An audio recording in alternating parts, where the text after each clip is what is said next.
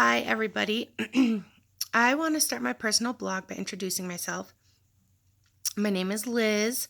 Obviously, my friends and family know that, but some of you don't who are new here.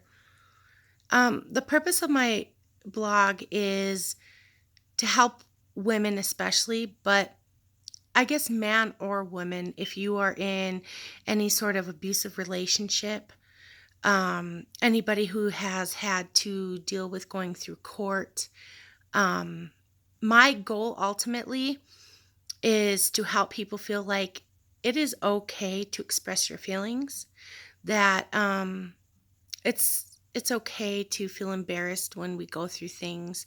I noticed on Facebook that one thing I did, and I know a lot of people do, is we create ourselves to be something that we are not on Facebook. Um, we do it with our children. We do it with our families. Um, we do it with our friends sometimes. It's been my goal the past half a year to be as real as possible. I have been through a lot, and my friends and family who have followed me on Facebook, I've tried to keep them updated as to what was going on. I am going to record this, and I'm going to try and get through as much of it as I possibly can in one sitting and edit it, but I may have to make more. It just depends how emotional I get. I have never said this start to finish. I'm not going to lie to you. I'm nervous. I have some other videos that are going to be hard for me to post, but I feel like if I don't, what change am I going to make? How much am I helping anybody? And I'm hoping that a little bit of realness will maybe promote other people to be real. Through my experiences, I need to thank my ladies. My ladies have been there. They know exactly who they are. They're the ones who have been there. No matter what happens, I will keep by me. I will keep in contact with. They are people who are irreplaceable to me. I love them. I have a few people who have really stepped up since the beginning to be there for me in everything that I have done. Um, I'm going to be marking a relationship that I had for 10 years. I have a son. He's 9 years old. I'm going to try and leave names out of this. I really hope that you'll follow me and you'll like it. It's maybe not the best of stories, but if you can relate to it at all, please like and share. And don't skip the ads because ads pay me, people. But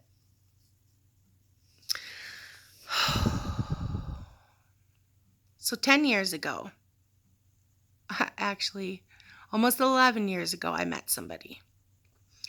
In the beginning, this person was such a charmer.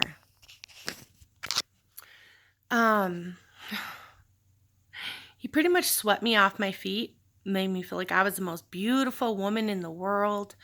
I was okay to be myself, my confident self, me, authentically me. But slowly but surely over time, that kind of started to break down. When I met this person, I didn't sleep with this person for like 2 months. We had already started living with each other. I realized in the beginning, it was, you go through that like honeymoon phase.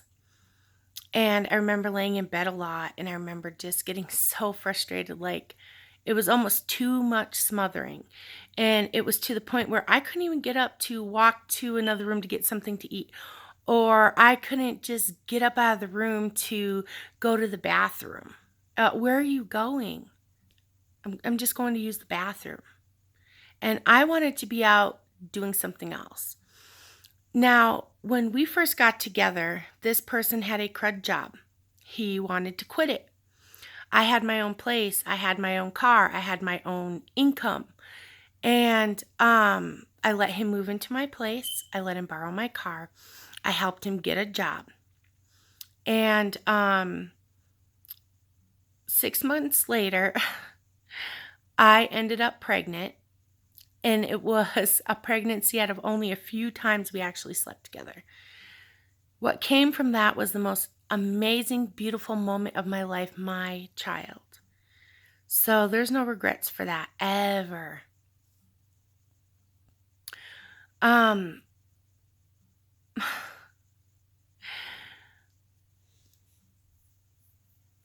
I realized that after everything was said and done, I realized that there was a cycle. It was a cycle that I was in, and I guess I'll start from the beginning. So I remember being swept off my feet and a new comforter being bought for me and a little ring and going to one of my cousin's weddings, and in the course of all this was a lot of like wanting to isolate me. There were rules that were set into place, like not going to the bar without each other, which I think would be a good rule. At the time, we both had people who were hitting on us, and it would make the other one jealous or insecure. And so maybe not such a bad rule, but then it got to the point where this person gave up his passions and wanted me to give up my passions. So this person really liked pool. He quit playing pool. I insisted, no, you like that. You need to go do what you enjoy. No, that stopped. The first argument that we had gotten into, it was so ridiculous. Laying in bed, and I got up to walk to the bathroom. And he said, "Where are you going?" And I said, "I'm just going to the bathroom." And I said it like that. I was short. I was snappy. And he's like, "Why are you talking to me like that?" And I was like, "Because we just been laying in bed. I talked to you about this. I don't want to do this my whole entire life with you. Like, let's do something else. There's more to life than this." He ended up losing it. It got to the point that I was like, "I need some space from you. You need to take some space. You need to calm down." And I lived in a duplex. My neighbors, DNA, that's what I'll call them, first initials of their name, each of their name, they could hear the commotion. I ended up knocking on their door. They were like, "What's going on?" I was like, "Can I please come in?" They were like, "Get in here." So I went in there. I was like, "Please just hide me." I was like, "He is going crazy. He's yelling. He's screaming." He had his fists up.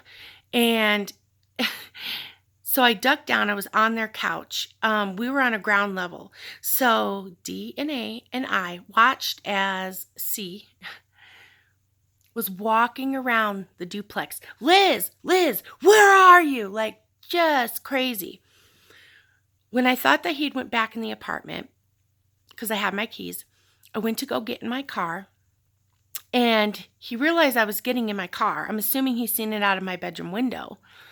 And he come running out, threw himself on my vehicle as I'm backing up, screaming, "Don't go, please don't go." And I was like, "You are being crazy right now. You need to calm down. Like, you need to stop this." And I got him off my car. I backed up and I left for a little bit. I came back, and now mind you, we'd only been together for a month. And I had a talk with him. I was like, "I don't like this. This is not how a relationship should be. This is unhealthy." And he swore to me up and down it would never happen again. He didn't know what happened. And I believed him. Um, that was just the start of it. It did happen again. It got a lot worse. It got a lot more physical. And I have memories embedded in my head that I'm not so sure will ever go away. Do I hope they do? Yeah. Do I think that he'll ever admit to this? No. Thank God for witnesses, huh? Thank God for videos, texts, and friends. Um,